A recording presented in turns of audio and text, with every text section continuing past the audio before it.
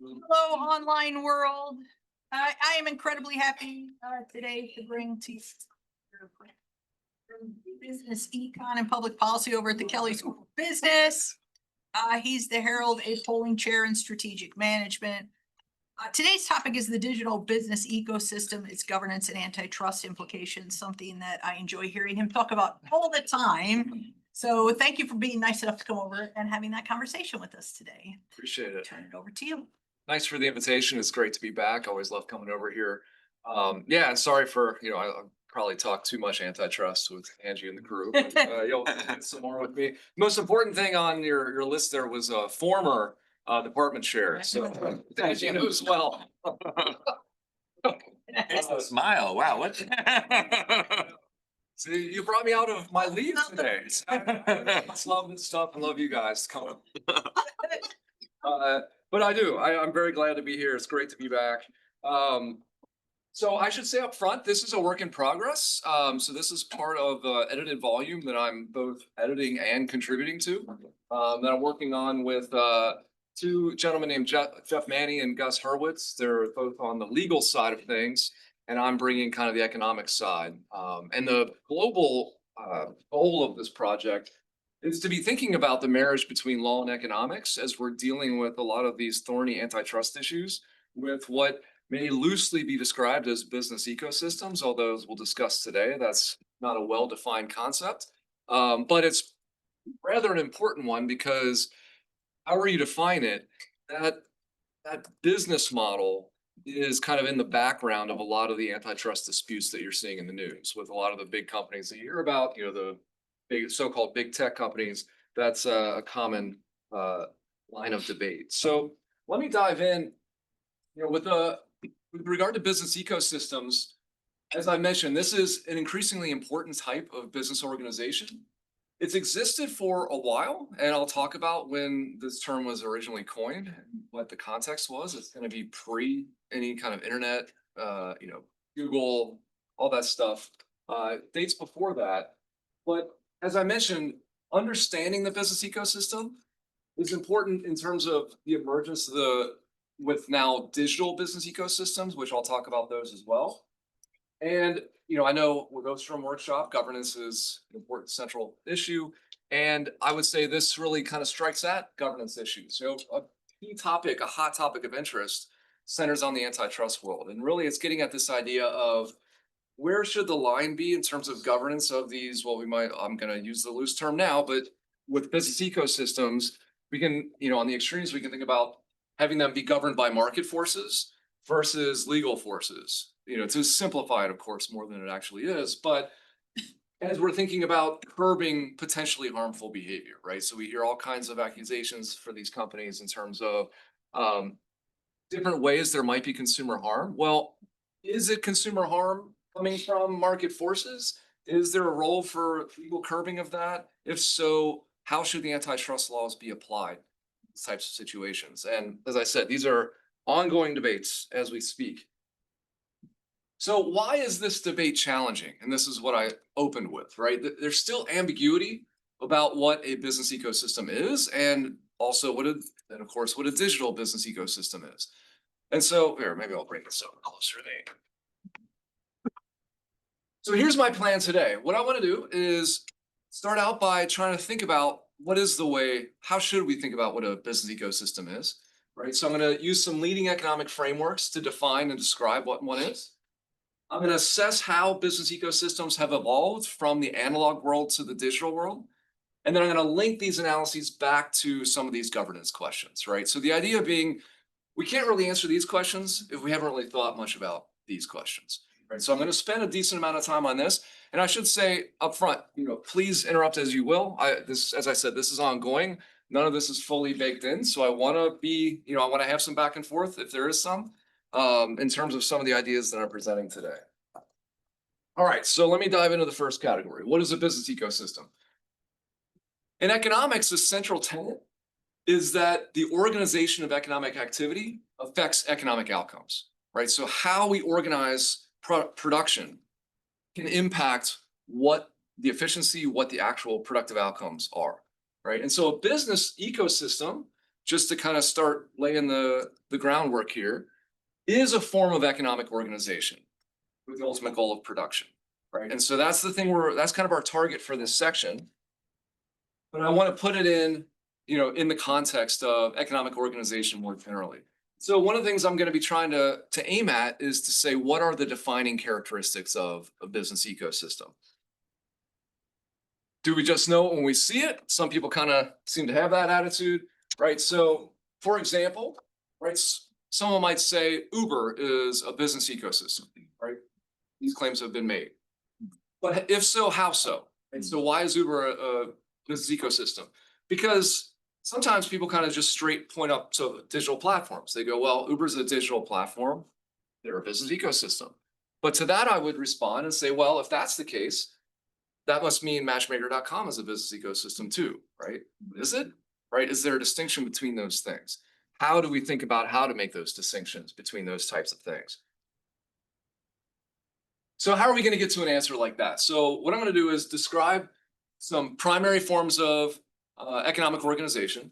I'm going to analyze motivating factors that drive the economic organizations that we see using some leading models that are designed to explain these decisions. And then I'm going to consider a simple extension of those models, try and then apply it to how we might describe or define what a business ecosystem is. All right, so let me start what you might call the beginning or some of the real early literature on this stuff. So if you look at some of the foundational literature, if you go back to Common or Coase in the 1930s, right, we can view observed forms of organization, right? Now, again, I'll get to specifics in a moment, but just think about how we might, as people, get together and decide how some final output gets produced, right? There are different ways we could go about doing that. When we view what the economic organization is out there, right, for production, they basically would say this is responding to economic incentives, right? So a huge part as economists that we point to is one of our basic adages are people respond to incentives, right? And so the idea being what you see in terms of the organizational forms that have been chosen, the observed ones in the market, are the result of the economic incentives that were in place, right? They're just responding to what they were incentivized to do. And the basic unit of analysis that people typically utilize in trying to describe all of this is what we call the transaction, right? So transaction being an exchange or interaction between people or entities. So having a transaction in mind, it has three basic elements. This goes all the way back to Commons 1932. There's conflict, mutuality, and order. And the concept of governance or organization is the means by which to infuse order, thereby to mitigate conflict and realize mutual gain, right? So Oliver Williamson, many years later, and is also a very influential figure in this space, this is his way of describing it, and I think it's a nice, concise way of getting at this idea. So now, before getting into how we might model the decisions that companies make or people make in terms of how to organize to produce, what's the spectrum of organizational possibilities, right? What are the different ways that we observe people and entities organize themselves to produce an outcome, right? So on the one end, you might think of the spot market, right? So you can think about all these little small entities, they do their own thing, work together, they transact amongst themselves. So, simple, well, not so simple, but imagine just building a car, for example, right? To build a car, in principle, you could have everybody separately building each of the parts. And then maybe at the end, there'd be somebody that purchases all those parts and puts them all together into a final car. And every piece of the production process is done in a spot way, right? So we each do our own part of the production, and then we transact with each other where we come up with a spot market price in terms of what that transaction is going to be exchanged at, right? So I build the radiator, right? Then the person that's putting it together buys the radiator from me at some spot market price, right? You build tires, they spot market purchase from you. And then ultimately it all gets put together into a final product through all these spot market transactions. That would be kind of the full market approach. The opposing end of the spectrum would be what we might call in-house or a hierarchical approach, right? I bring all of those activities under one roof, right? So now I'm going to have one entity that controls it all. builds all the parts, right? Does all the assembling, gets to the final product completely in-house, has complete control of the entire production process. And then you can imagine that there's in between, which is also what we see. So we see spot market situations in some instances. We see kind of full in-house production in other instances. And then a lot of times we see in-between type arrangements where we might get into a contractual relationship, right? So we have a long-term contract. You do part of the work, I do part of the work. We contract on who does what and on what terms. We can have joint ventures, right? So a lot of times we think of this in terms of research and development, but it can be other things as well. I mean, I do a lot of work on airlines. Joint ventures is, a very well-known business entity in airline operations. Licensing, right? So, or franchising. You can think about, I'm going to open a restaurant. I want it to be a McDonald's, so I can franchise that from the headquarters. Now we're going to have a contractual relationship on what those terms look like, right? So there's a lot of kind of in between this full in-house and just kind of a full arm's length spot approach. So let me just dig into these a little bit more, kind of get a sense of what the trade-offs are, right? So this is another thing as economists that we like to highlight. We respond to incentives, and virtually every decision you make is a function of trade-offs, right? There are trade-offs that you have to consider. If you're sitting here and deciding what governance approach, what organizational approach do I want for my production process, I want to be thinking about the trade-offs that are involved for the different options that are before me, right? So one thing I could do is, for production of this output, I might want to go the market route, really make it very decentralized, all these spot transactions to kind of get all the pieces produced, and then ultimately the final product. And then I can think about advantages and disadvantages to this, right? So on the plus side, the thing that's typically highlighted like in this form of organization is to say, if we distribute this out, then everybody can really specialize, right? One of the kind of key gains we've seen in the economy is gains from specialization.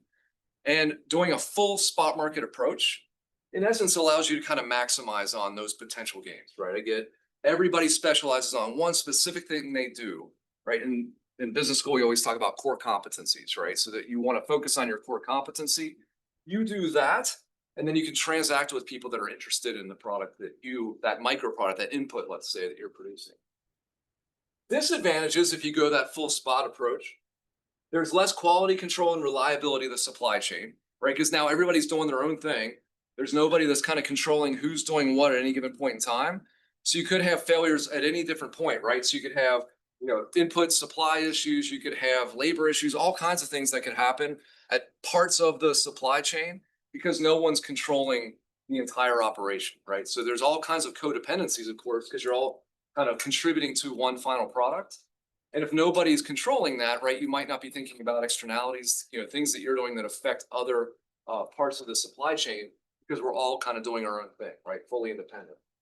Another thing we often highlight in economics is when you've got all these transactions, especially if you think about it in a vertical sense, if I've got all these different inputs that kind of got to get stacked on top of each other to get to the output, if everybody's operating independently, then you typically are going to have a markup at each stage, right? So you got this kind of baseline input, it's sold to the next stage in the production process. Well, they got to make their money, right? So they put a markup on. Then you get another markup, another markup. You bring it in-house, take away those kind of intermediate stage markups. So that's often a argument in favor of vertical integration when you see some of these antitrust cases.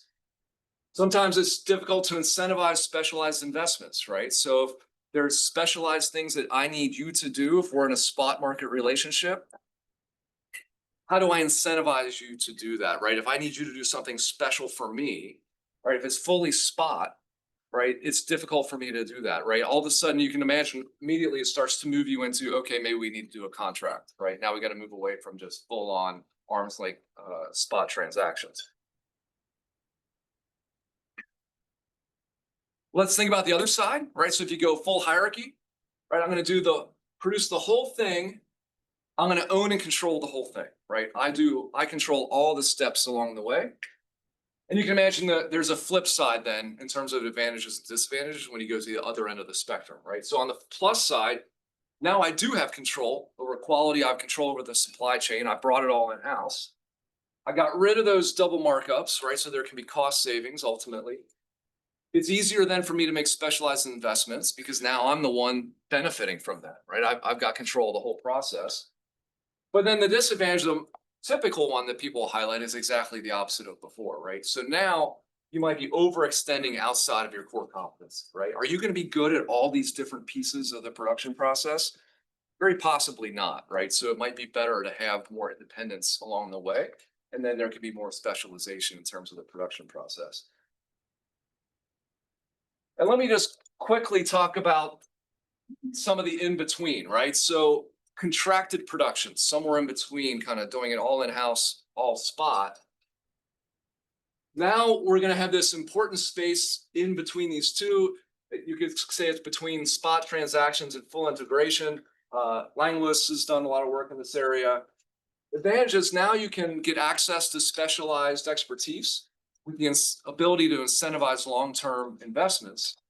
But on the flip side, right, especially my legal crew in here, right, with contracts, they're necessarily incomplete, right? It's hard to then, fully spell out all the possible contingencies.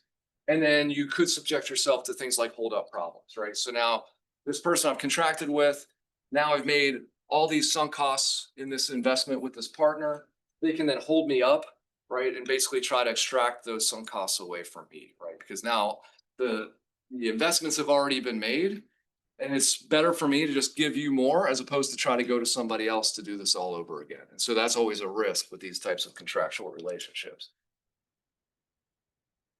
And so I mentioned a couple of these, right? So you can think about joint ventures or partnerships, alliances. The model I have in my head is in airlines, but of course there's many other applications. On the plus side, you can combine and coordinate your expertise and resources. And so that really is one of the big arguments for a lot of these airline joint ventures, right? So especially with the network industry, there's potentially a lot of benefits from having a joint venture together and how your operations take place. Disadvantages, an obvious one is you run into challenges when your interests aren't fully aligned, right? So we're in a joint venture, but all of a sudden, maybe we see it differently in terms of where the market opportunities are, in terms of what the investments should be, any kind of changes in what the operation should look like. And so in a situation like that, it can create strain on what the joint venture is doing.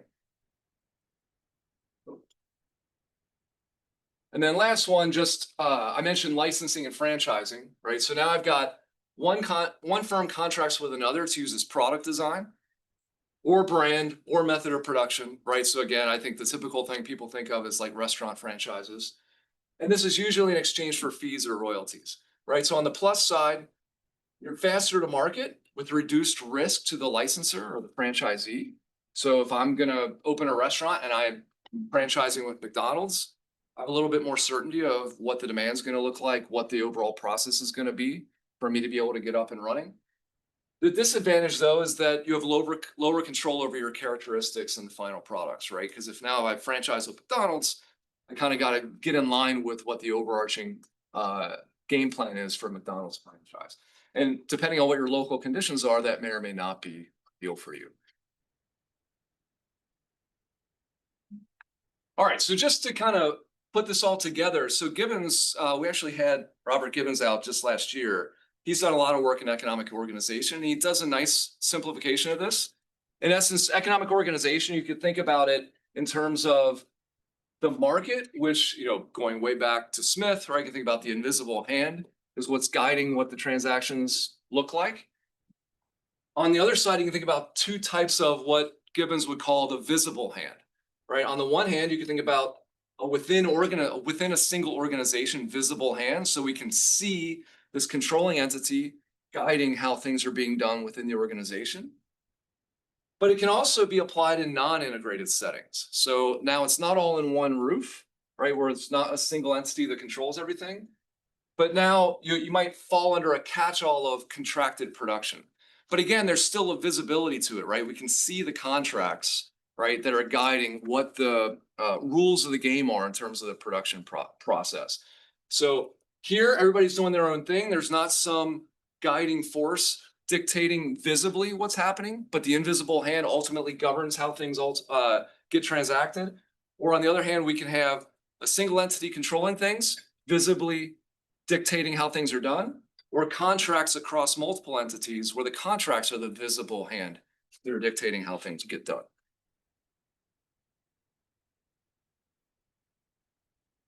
Now let's get back to incentives, right? So what I want to do is just lay out, those are the kinds of things we typically see in the economy, right? The different methods, different organizational forms that we see for production. And then the question becomes, what's guiding the choice? We don't see everybody choosing hierarchy. We don't see everybody choosing spot. We don't see everybody choosing contracts. And even within contracts, we see variability in what those look like. What's guiding that? I'm going to break it down into three kind of overarching ideas. So the earliest literature in thinking about this question focused on transaction costs. So it really became the birth of transaction cost economics. So the earlier literature that I cited before, Commons, Coase in the 1930s, that was really the beginning of transaction cost economics. And then Oliver Williamson really built that out in like around the 1970s. So it's a very well-developed economic theory at this point. Around the 1990s, we had kind of a layering on of that, where you might call it transaction value economics, where it's combining the work in the transaction cost economics world, and then layering on that this idea of the way we organize may also affect what the value of the transaction actually is. And so then we got to be thinking about both of those things when we decide what the optimal organization approach would be. And then the last thing I'm going to put on top of that, and this is where I think there's relatively new ideas, and this is really the stuff I'm trying to push on even further as we get into business ecosystems, is thinking about costs and not just value, but dynamic value, right? So a lot of the transaction value economics literature is thinking about the value of the transaction in a static sense, right? So we organize, we produce some final product. It has a certain value to society, that final product that gets produced when our transaction takes place. But in reality, we often are in dynamic relationships, right? Things can change over time. And how we organize may, in and of itself, affect what the value of the transaction looks like over time. So there could be a causal relationship between how we organize and how valuable the transactions are over time. And that could influence what our decision would be in terms of how we should organize, right? We want to optimize keeping that in mind as well. And that's going to be kind of the seed of the idea that I think really is a key element in what motivates business ecosystem organizations that we've been seeing more and more of recently. And obviously I'll unpack that. But let me build the foundations, right? So the foundational one, transaction cost economics. In a nutshell, what are we talking about? Consider the costs associated with the two extremes, right? So just to keep things real fixed in ideas, I'm deciding, how do I want to organize? I need to produce this final good. Do I want to go, let's just focus on a binary choice. I could either do it all in-house or I could do it fully spot, right? Everybody taking on elements of the production process independently. Let me call the spot approach, we'll call that market, right? And so we'll say, what are the costs if organization is according to the market, right? So we've got these spot transactions that govern how production takes place. We'll say C market is the total cost of conducting the transaction in the market via the price mechanism, right? So again, you think about building a car again, you say we're going to do all of this, all these parts separately, and we'll just transact in the marketplace, right? So how costly is it if we just transact setting prices for all the different pieces to get to the final good? So you can say, well, what are those costs, right? If we do it in the marketplace. If we're all doing things independently, we have to worry about things like search and information. So I got to find these other players in the marketplace that are producing these other things that I'm interested in, these other inputs. I need information about those inputs that these other entities, these other people are producing. I need to engage in bargaining, right? There's got to be some sort of bargaining cost typically, right? Maybe they'll have some, fixed posted price, but a lot of times there's going to be bargaining costs in form, part of it. Enforcement costs, right? So we set a price, or you sold me this product at a certain price and it was supposed to have a certain amount of, quality, whatever the metric may be. There might have to be some sort of enforcement of the terms of the transaction. There's going to be uncertainty, right? And we talked about this before as a potential downside of this approach, because now you'd say, I don't always know if what I need is going to be available, or even the amount that I need is going to be available. And then there's risks associated with asset specificity, right? So if I need, I want to produce a certain kind of car, right? Especially think about the advent of a lot of new electric cars these days, right? As we've got these new technologies out there, I might need some specific investments that are well suited for this new type of car that I want produced. I want to make sure that somebody out there is giving me the thing that I need, right? And there may not be guarantee that that's the case. There might be a risk that I might not get what I need to produce the ultimate outcome that I want. On the flip side, and again, think about this in terms of a single good for now, right? So I want to produce, say, a car. Now I could do it in-house. What are the costs, the transaction costs of doing it in-house? Let's call that hierarchy. Well, there's the internal production costs. Now I got to do everything myself. I got to produce all this stuff. There's agency costs. So I have to monitor and provide incentives for my employees, right? So now I've got my agents, the people that I hire to do all this stuff for me. I need to be monitoring them and incentivizing them to produce in the way that I want, right? Get the outcomes that I want along the way. And I've got coordination costs, right? So on the one hand, there's the benefit that I now can, because I control everything, coordinate how things get done. But that doesn't come without a cost, right? So I have to expend costs to be able to find ways to get everybody working in the same direction, right? To coordinate all the different inputs that I'm now putting together to get to that final output. Let's say, again, a car. And so if you think about, a very simplified way of how this problem will be formulated. So now you're sitting there and just saying, I want to produce this output. Do I want to do it all in-house? Do I want to have everybody go on their own way and do it separately? Well, from a transaction cost economics point of view, we'd simply say, well, go market if the costs, right, that come with doing it the market approach are less than the cost of doing it in-house, and vice versa. And then more generally, if I want to allow for now this big middle that we talked about, all these different possible contractual relationships, call those Z2 to Zn-1. Now generically just say CZ is the cost of whatever that organizational arrangement is. My decision is going to be the one, right? The way I organize is going to be the one that has the lowest cost associated with, right? It's going to be, in mathematical terms, it's the argmin of the C's, right? Which of the C's gives me the smallest number in terms of the cost that I have to incur to be able to produce the output that I'm interested in? And then you can expand that and say, okay, well, what if I want to produce multiple things, right? There's not just one good I'm interested in. I have multiple goods that I'm interested in producing.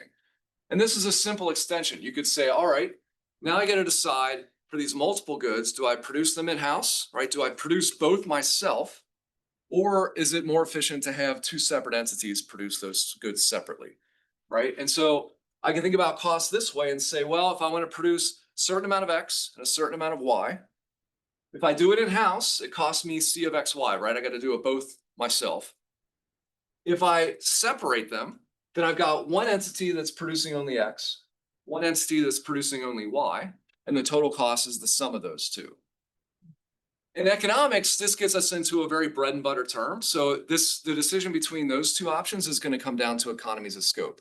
Is it more efficient, less costly to produce in-house versus not? If it is less costly to do it all together, then we'd say there's economies of scope. If not, we would say there are not. And so now, very simple extension of before, I could say in the binary world, the organizational choice that I'll make is to go separate if it's the case that there aren't economies of scope, right? So it's actually less costly to split the production versus do it all in-house. Or I'll combine them if I see economies of scope. It's more efficient, less costly to do it in-house than not. And then I can expand this again to our big middle with contractual operations, organizations, and then say, as a general matter, my decision of whether to do, of how to organize production of these two separate goods will be the one that minimizes amongst all the options, the amount of cost that's associated. That's about the quickest summary you will see of transaction cost economics. I hope it's accessible. It seemed like people were going along. So the question then is, what are limitations to this, right? Like, does this capture everything that we might think influences how economic actors decide how to organize production? And of course, as you already, I'm sure, anticipated, the answer to that, of course, is it doesn't. And one of the things that it assumes is the value of the transaction, right? So how valuable is what's being transacted between the entities? And so this is going to be consequential, right? If we're making this assumption behind the scenes, I didn't state it explicitly, but it was implicit in everything we did. It's consequential if and when the transaction value varies according to how production is organized. If it does not, then it's not a consequential assumption, right? It's not influencing the analysis that we just did. But for example, right, imagine if you had integration between Toyota and some of its suppliers. That integration may generate greater joint value through things like design integration, knowledge sharing, compared to what spot market transactions could do, right? If that's what's going on, right, if that's a reality in the kinds of products that you're analyzing, then assuming that the value is kind of this fixed thing, right, is not dependent upon what the organizational structure is not fully capturing all of the elements of the problem. So if you do have something like this, right, they might choose to integrate even if there's significant costs that go along with that, right? So what I'm trying to get at here is, here's a situation where transaction cost model may tell you don't integrate, right? Maybe there are a lot of costs to integration, but the transaction value model would say, wait a second, you're actually increasing the value of what's being produced because you're integrating, right, through these types of mechanisms. And so you may still find it more valuable to integrate, even though there are significant costs associated with it. And so then how would we extend this? We'd say, okay, right now, transaction value economics, which again, this is relatively recently, this started to really build out in the 1990s. This emphasizes the creation and maximization of value in addition to minimizing costs. So it's thinking about kind of both ends of that element. And so value here is a central concept that typically refers to the benefits or the utility of the transaction, right? And so you're going to balance this against the costs associated with that transaction. And so now, unlike the transaction cost economics model, which is emphasizing the minimization of costs, now we're going to be thinking about net value, right? The value minus the cost. How do we get that as big as possible instead of just the cost vector as small as possible, right? So we're going to be considering this creation of value. And so I'll keep this, this will be quick because now we can just build on what we just talked about, right? So how do you then extend the transaction cost economics model in this way? It's actually quite straightforward, right? So you could say, think about for a single good, think about the general analysis. Again, I've got all these choices. I go full market, full hierarchy, all these contractual relationships in between. Again, I can think about the costs associated with each of those organizational options, but now throw on, there's also potentially value that's dependent upon Z, right? So now the value of conducting the transaction via this approach, this organizational approach, could be non-constant, right? It could change from one Z to the next. And so now the organization that I'm going to choose, the one that's going to be optimal, is going to be the one that maximizes the difference between the value and the cost, right? So I'm going to choose the arg max now of this net value that's created. And then again, very simple extension when we think about multiple goods. Same setup as before. Now I can think about, I want to produce two separate goods, X and Y. Could do it fully separately. I could combine them. I could have various contractual relationships in between. Before we talked about different costs depending on how we do this. Now we're allowing for different value depending on how we do this. So now the way I want to do this optimally is I'm going to choose the organization in terms of production of X and Y according to whatever generates the most net value, right, for the production of X and Y. Okay, so that's all my foundational stuff. Now let's get into the business ecosystem stuff, right? So this was the advertised part. So what is a business ecosystem? What is the economic rationale? Right? So what I've done so far is just given you the bread and butter kind of 100 years of economics talking about the standard organizational types that we've seen, and what are theoretical explanations as to why we see different types in different situations, right? So where does the business ecosystem fit within this spectrum of economic organization, right? So we didn't explicitly describe that as we were talking about these examples.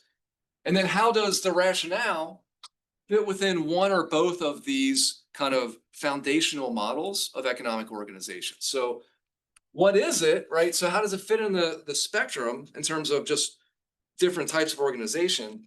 And then with that understanding, why do firms, or why do economic agents as a whole sometimes find that to be the optimal organizational choice, right, for what they're trying to produce? So as I advertised before, the kind of what I'll call semi-formal concept of a business ecosystem dates back to 1993. So there's actually an article, right, by James Moore in the Harvard Business Review, and he gives a concise expression of what he deems to be a business ecosystem. So these are companies that co-evolve capabilities around a new innovation. They work cooperatively and competitively to support new products, satisfy customer needs, and eventually incorporate the next round of innovations. Right, so that's the definition he gave in 1993. And I will say, much credit to Mr. Moore, right?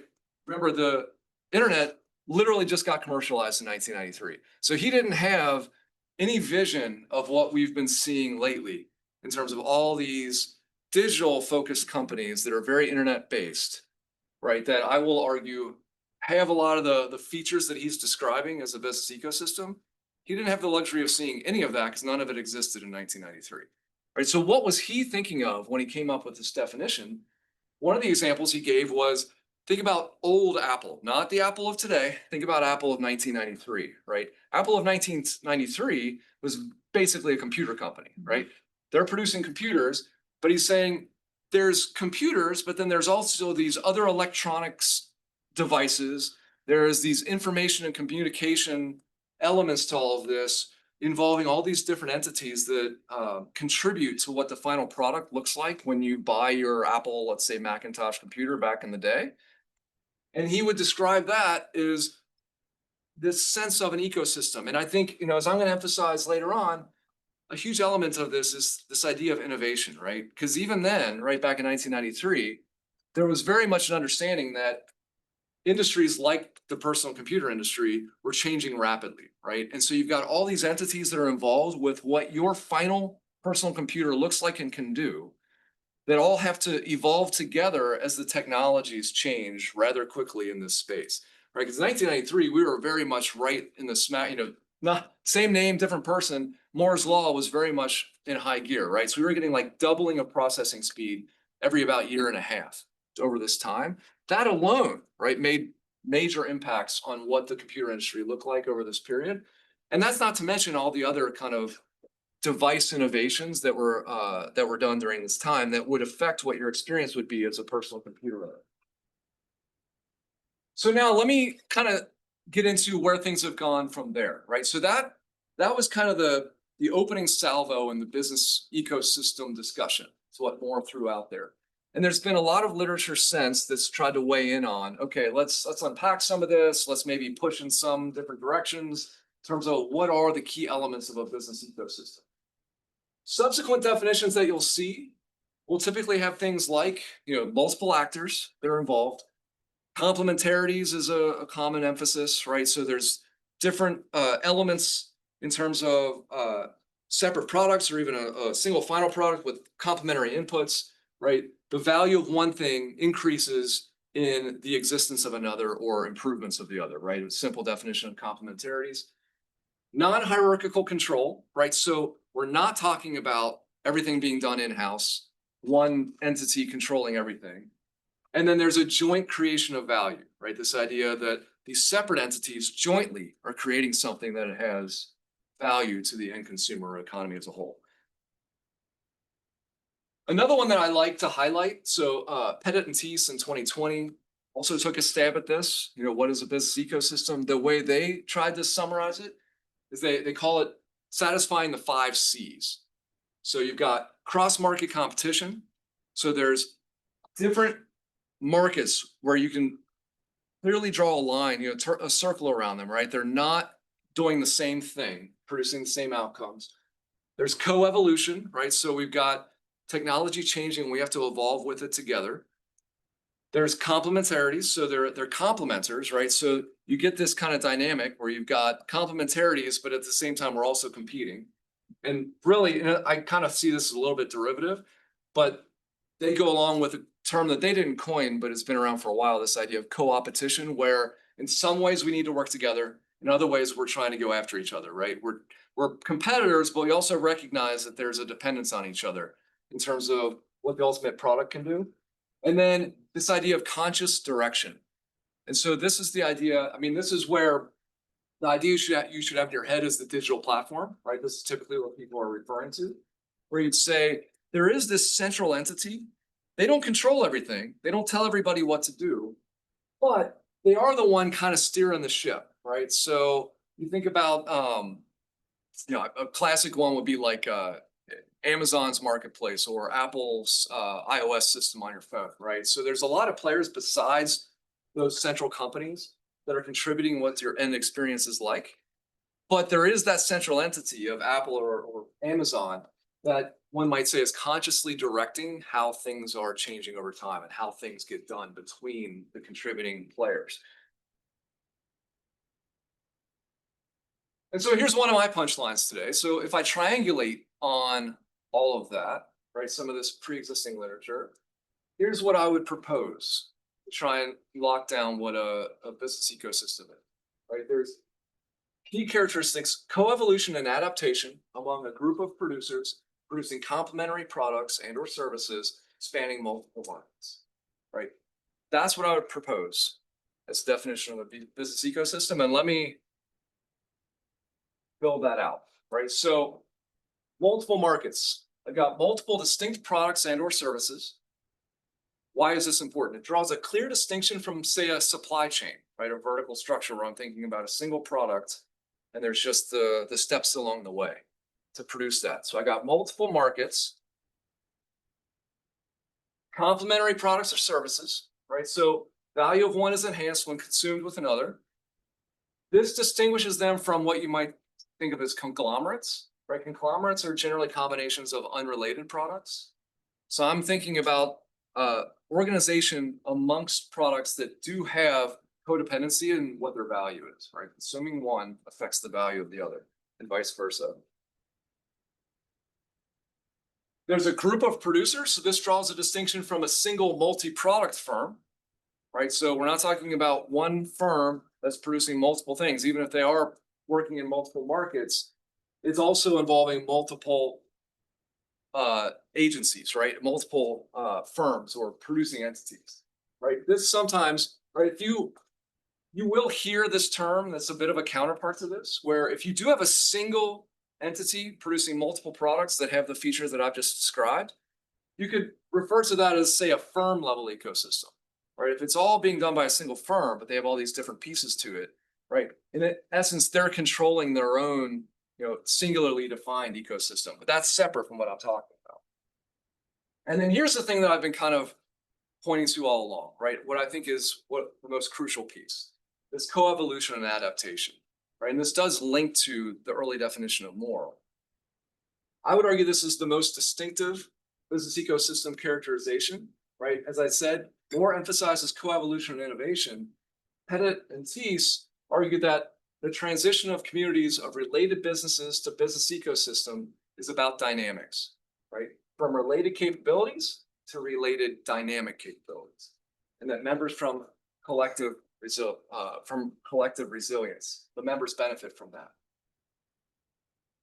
So there's more to cover on this, but I just want to kind of put that out there, put the flag in the sand.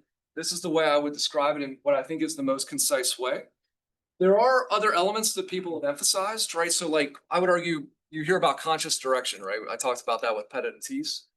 I would argue that's an outgrowth of this, right? If you have to co-evolve, it naturally points you towards having a conscious director in order for evolution to actually occur in a sensible way. There's also, people have talked about modular production, right? That it requires modular, you can do things in a modular way. There's not this need to do everything all together in the production process. You can do one piece here, kind of like think about modular houses, right? We can do one part of the house, one group, another part with another group. I would say that, that element also, I think, relates to coevolution. Like coevolution is much more possible if you have modular production. So it's almost a derivative of this feature as well. And so there's a number of different features you'll hear people talk about that I think are in a lot of ways derivative of what I'm trying to get at is like, in mathematical terms, what are the basis functions, right? What are the core elements of what a business ecosystem is? To the point that the other ones that you might point to that are common or even maybe always there are essentially derivative of these core principles, these core characteristics. So now, you don't have to agree with me. That's what I'm proposing, though. I think it's, my hope is it's food for thought. But then the other question I posed is, then why do people choose this? Why would you go this route? So if this is another form of economic organization, thinking back to our basic models, like what is driving the decision to go that route for production as opposed to the other options that you might have, right? So let's revisit the transaction value economics framework to think about why you might choose an economic business ecosystem as the form of organization. But I'm going to do one simple extension.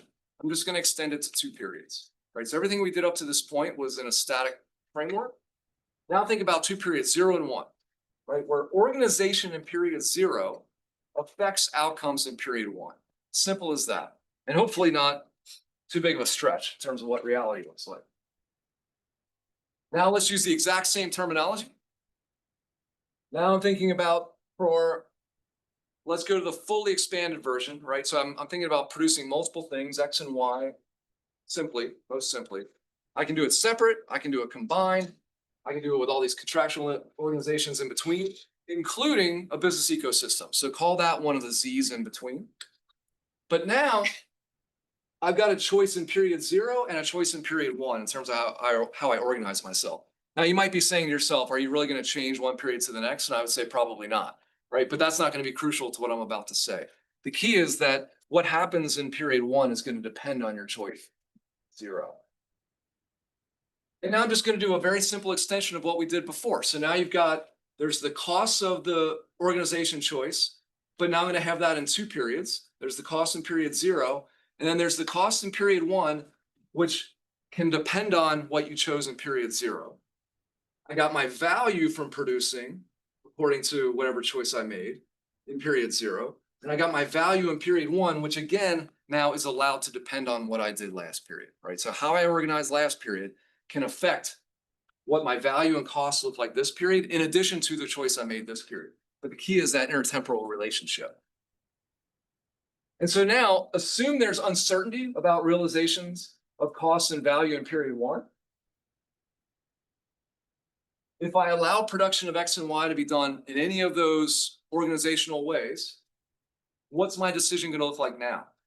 Now I'm going to say, oh, shoot, that should be a max. I'm going to do the one that maximizes the value I get today, plus my expected value tomorrow, right, which depends on my choice today, minus the costs I incur today, minus my expected costs, which depend on what I do today as well, right? So it's just a very basic extension of the transaction value economics model, which is a basic extension of the transaction cost economics model, allowing for this idea of dynamics, right? That there is some intertemporal dependence of outcomes on organizational choices. And then the proposal would be that the business ecosystem can be the solution to this problem in some instances. And the question then would be why? Why would the business ecosystem be the organizational choice that solves that maximization problem? And I think there's a number of things to consider, right? So it may be optimal, different draws of innovative success, the best of which remain in the ecosystem.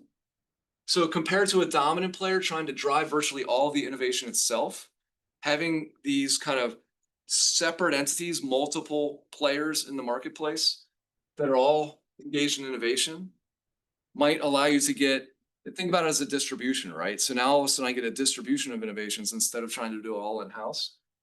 Having multiple participants can allow for benefits from interaction, right? So the firm's innovation efforts can influence and be influenced by other entities. such as suppliers, customers, competitors. Firms often collaborate to co-create value, share knowledge, and drive collective innovation. And then coordination on things like technology, on user experience, features, those kinds of things is crucial to producing valuable final products. The whole punchline here, I'm sure you could add other things to this list. What I'm trying to do is draw out what are some features, what are the things that you might get from being organized in a business ecosystem method as opposed to these other alternatives that would make it the best choice in terms of the net value that you get. And this first one, again, I would highlight because this is, if for those that are familiar with the early days of the iPhone, right? The original iPhone only had Apple's apps on it, right? You could not put third-party apps on the original iPhone. And then a year later, when they opened the App Store, they allowed third-party apps on there. And of course, like the concern was, there was this worry about we don't have control, right? If we have other people's apps on our phone, what's that going to mean for the end product for the user? But Jobs quickly came around on this, and I think, I don't think there's like an explicit statement where he says this, but I think the logic is pretty obvious, which is it's going to be a lot harder for Apple to try and come up with all the different kinds of apps, right, that consumers might value on an iPhone, as opposed to opening it up, saying we'll have a store on the phone and let all kinds of people go ahead and develop whatever the heck they want, right? And then they can offer it as an app on the phone. Right now, of course, they've got screening mechanisms, those kinds of things. But the point is, it's this opening up process where now you've got other players involved.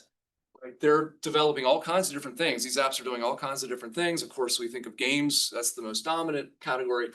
But banking, right, you name it. There's all kinds of course, apps on the phone being developed by all kinds of different players. And by opening that up, you get all these new draws in terms of what kind of app gets developed. And then you can essentially get the right tail to the extent that you want to be truncating the distribution, but at least you get to have the presence of the right tail.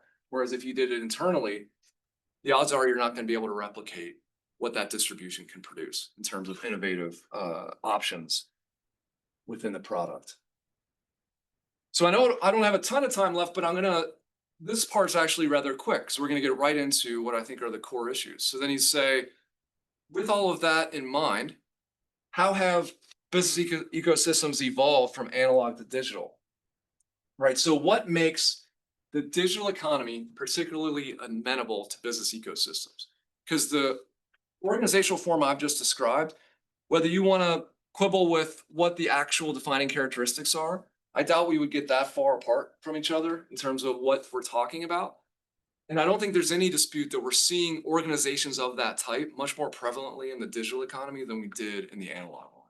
And so then the question becomes, why is that, right? So it seems as though people are choosing that as the optimal approach more often. So it's satisfying, maximizing that net value. So what are some things that might be driving it? Well, digitization facilitates technological convergence and communication.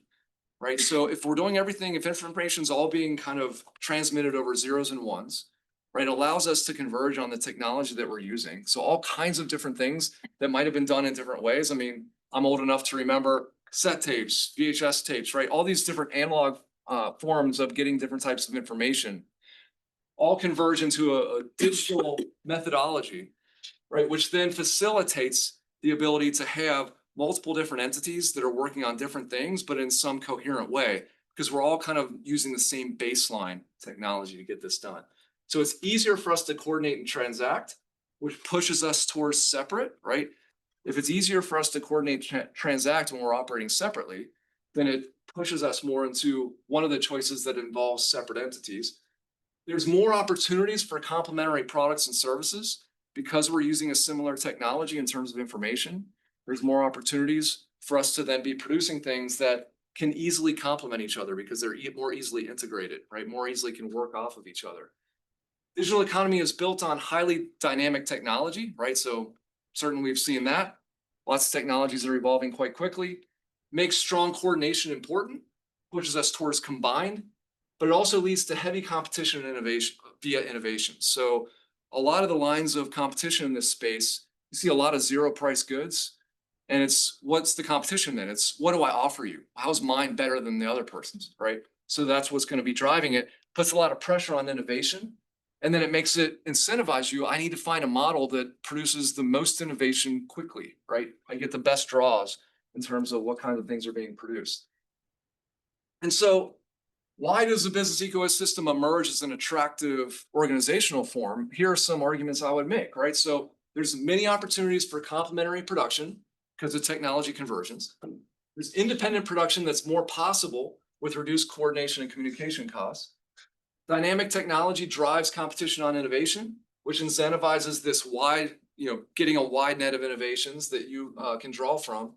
And dynamic technology requires the many innovating complementary products to co-evolve and adapt, right? So because the train is constantly moving, we all have to be able to go along with it. If people start branching off in different directions, right, the final product can become a mess, right? And so then there's this need to co-evolve, that we're all kind of staying on the train as it continues to move. And so I guess I jumped the gun on this, but this kind of summarizes what I described before, right? So this is one example. What we're talking about in the digital space is the iPhone. There's many others you could give, but that one's kind of a classic one just because we actually got to see the delta. We actually got to see a world where they originally were thinking, let's do it hierarchy, we'll do it all in-house, and made that change quite quickly within a year to go more in the ecosystem approach. All right, so last thing I want to cover is bringing us back around to governance decisions, right? So as I mentioned, whether you call it a defining characteristic or a derivative one, what you typically see in business ecosystems is some leader or director of that system. And again, the typical model people have in their head is the digital platform, steering how the ecosystem and the participants co-evolve. What's the natural player to emerge, right? To be the conscious director, it's typically going to be the one that has the greatest interest in the long run value creation of the ecosystem, right? So whoever's got the most kind of skin in the game is likely to be the one to be the conscious director. And so logically, it's going to be the one whose fortunes are most closely tied to the long run value created by the ecosystem as opposed to its own short-term profit, right? So you, both in practical terms, and I would even say in normative terms, you might argue that the one directing this should be the one that is going to have the least incentive to make a short run killing, right? To go in and grab a bunch of profits. Who cares if it brings the whole system down?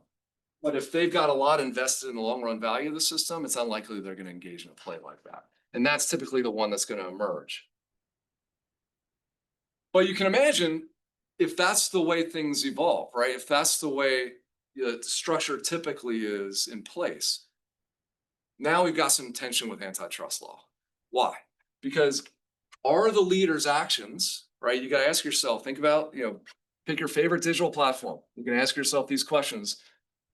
Are the leaders' actions guiding coevolution, right? Are they steering the ship in such a way to help facilitate coevolution to a better and better outcome for the end user? Or are they making these decisions to acquire more market power within the ecosystem? Right. And this tension, I would argue, is a key element in a lot of the antitrust disputes, because what you'll see is, on the one hand, there will be accusations that you're doing this, this, and this just to get more market power and to extract more, right? And the counter argument, the defense will be, no, we have to do these things because we're thinking about long-term total value in the ecosystem. And so while it may look like, certain entities are being harmed by whatever we're doing right now, we have to think big picture. We have to think long term. Is this going to be the best thing for the ecosystem, right? And I'm not saying who's right or wrong. I'm saying that's the line of debate that you're typically seeing in this space. And so, right, think about certain behaviors by a central firm. Let me get more specific. What are some of the things you'll see highlighted? Things like self-preferencing. So there will be accusations. Amazon's taken some heat for this, basically saying, their self-preferencing is just expanding their own self-interest. Or maybe restrictions that are imposed on ecosystem participants, right? For example, changes to the prevailing software that's being used across participants, right? So I'm the conscious director. I say, this software is not working as well as this other software. We're going to make the switch. We're going to kind of get everybody to move to this new approach of doing things technologically. you can imagine along the way, there might be winners and losers in that change, right? And then the question becomes, did the central operator, the director, do this for its own self-interest in ways that might conflict with antitrust law? Or was this designed to be a value-enhancing transition to help the overall ecosystem and didn't have an antitrust violation element to it, right? So these changes or these decisions, these behaviors may, as I said, cause short-term harm to ecosystem participants, but they may even benefit the central player and appear to harm competition in the short term, right? But then, of course, the counter would be what other elements are there to this? And so this, I would argue, is really kind of ground zero of a lot of the debates out there, because, as I said, these kinds of behaviors, you can level antitrust accusations about these, right? But then, if you understand kind of what the general construct of a business ecosystem is, it helps to understand what the counter argument might look like. What would be some pro-competitive reason for doing this, right? And then this is where, these battles get hashed out. Which is it? Right? So central players in general are long-term focused, concerned with the longevity, survival, resilience of the ecosystem. So there could be positives as to why they're doing these kinds of things. And as I said, we're in a period of flux right now as legislators and courts are trying to find where antitrust law appropriately applies to business ecosystems, right? So whatever we want to say the defining characteristics are, there's a general understanding that this is kind of a mode of organization that we're seeing quite often. And there's disputes about behaviors within those organizations being antitrust violations or not, right? And then, what's the right way to kind of evaluate that? So where is the line between letting market-based forces and legal regulatory forces like antitrust law set the parameters of the ecosystem, right? So we could just leave it alone. And then let's call it the digital platforms can consciously direct how things get done in the ecosystem. And if we think that that's entirely being driven by long-run economic value, we might think that's the best way to go, right? Be more hands-off.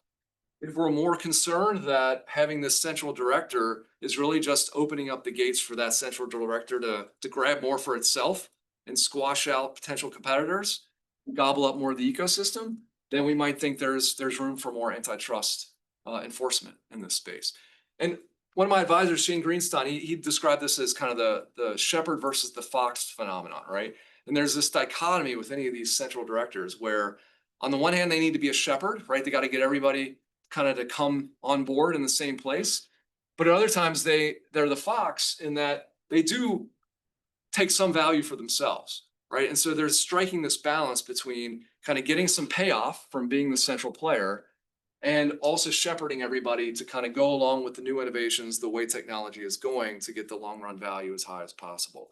And then the concern, I would argue, that antitrust law is thinking about is the fox becoming too foxy, right? Is there too much fox going on to the point that it's encroaching into what antitrust law is supposed to prevent, right? And that's a big part of the debate. And let me just finish with an example that I think hopefully drives home some of these points. So Amazon, as I'm sure many or all of you know, offers some of its own products on its marketplace. So we would say those are first-party offerings on the Amazon marketplace. And they've gotten some scrutiny for this, right? So on the one hand, you might say that might look like a power play, right? So they're attempting to extend what we might think of as market power that they have at the platform level into specific products. So now I, as Amazon, I'm going to offer products A, B, and C on my own marketplace as a first-party seller. Because I run the marketplace, you might think that I have a big advantage, right, in offering my own products in a world like that. And the specific concern people have raised is about self-preferencing, right? So if you're searching on Amazon, is it the case that now if Amazon's offering its own stuff, it's going to preference its own stuff when it tells you, here are the things that we have on marketplace for you to buy? But here's an important counterpart to this, right? So on the one hand, you might say, to the extent that that's happening, that seems like that could cause concern, right? That seems like that could be a vehicle Amazon's using to extend market power from the platform into specific products. However, my understanding is that Amazon makes less money on first-party sales than it does on third-party sales. Because you remember, third-party sales, Amazon gets a cut of what the transaction price was. And so it's not like they don't make any money if somebody else makes the sale as opposed to themselves.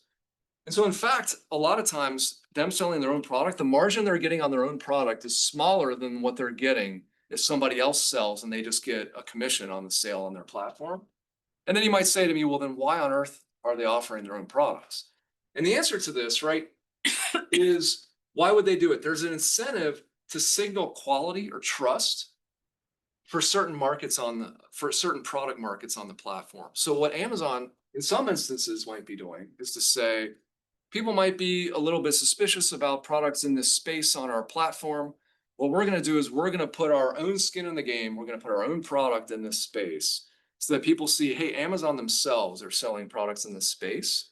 So the hope is that it signals general quality, general trustworthiness of that product space. And then they're more than happy to have you just buy someone else's product, right? So they offer the product to signal that this is an okay product to buy on our marketplace. And then they're perfectly happy for you to buy someone else's. If that's the case, that cuts against an antitrust violation, right? So that's a different mindset of the company in terms of making that decision, as opposed to just saying, we'll just offer our own products. We're going to squeeze everybody out of the marketplace. We're going to try and dominate all these different product spaces, utilizing our central position as the marketplace platform. So again, I don't know. I haven't adjudicated this, but what I wanted to do is just kind of present that why it's a gray area, why it's not clear cut in a lot of these arguments, because there are oftentimes long run incentives for some of the behaviors that these central players engage in. And you have to balance those against concerns about kind of short run market dominance, market kind of capture that they might be engaged in. Again, they very well may be, but these are the things that people are trying to hash out for a lot of these debates.